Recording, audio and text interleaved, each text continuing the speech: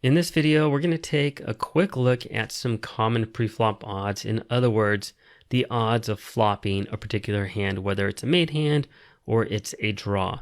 So this is a perfect segue from our previous discussion where we talked about how small preflop mistakes can lead to potentially large postflop mistakes. So let's start off, let's take a look at the odds or the probability of flopping a made hand. And what you're going to notice is that it's not that often. So the odds of flopping a pair with an unpaired hand is going to be just under 33%. And when we say flopping a pair, it could be bottom pair, middle pair, or top pair. The odds of flopping a set with a pocket pair is just going to be under 12% of the time. The odds of flopping a straight with a suited connector is going to be just over 1% of the time, 1.31% of the time. The odds of flopping a flush with two suited cards, less than 1% of the time. And the odds of flopping a full house with a pocket pair, 0.73% of the time. And then the odds of flopping quads with a pocket pair, 0.25% of the time. So not often at all. Now let's take a look at the odds of flopping a draw. So two suited cards, flopping a flush draw is going to be 11% of the time. And suited connectors, flopping a straight draw is going to be 10.45% of the time.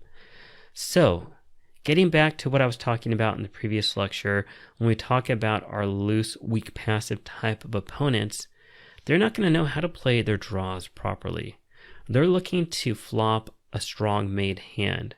Well, if we added all this up combined, it's less than half of the time. And if we change this to flopping top pair, it's going to be even lower.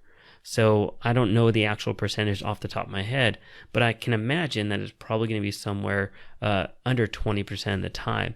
So what I want you to get out of this is that understand that when we play our hands pre-flop, we shouldn't assume that we're always going to make a strong hand post-flop, because we shouldn't. And that's why it's important to play aggressive poker. That's why it's important to know how to play these draws, which we're going to talk about in this course. So this gets back to looking at an aggressive player versus a passive player. Passive players typically can only win a hand when they make a strong hand, they go to showdown. But a good aggressive player is also going to play their draws aggressively with controlled aggression to allow them to win the hand with the worst hand as well as when they complete their draws. So that's what I wanted to talk about. I just wanted to talk about some common preflop odds, and we'll talk about some of them in passing as we progress in the course. But for the most part, I really don't rely on the probability of flopping a made hand versus flopping a draw, except for when we're looking at set mining and trying to hit a set.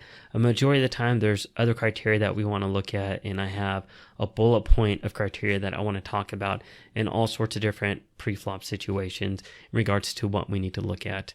So that's going to conclude this lecture. If you have any questions, please let me know. If not, thanks for watching, and I'll see you at the next video.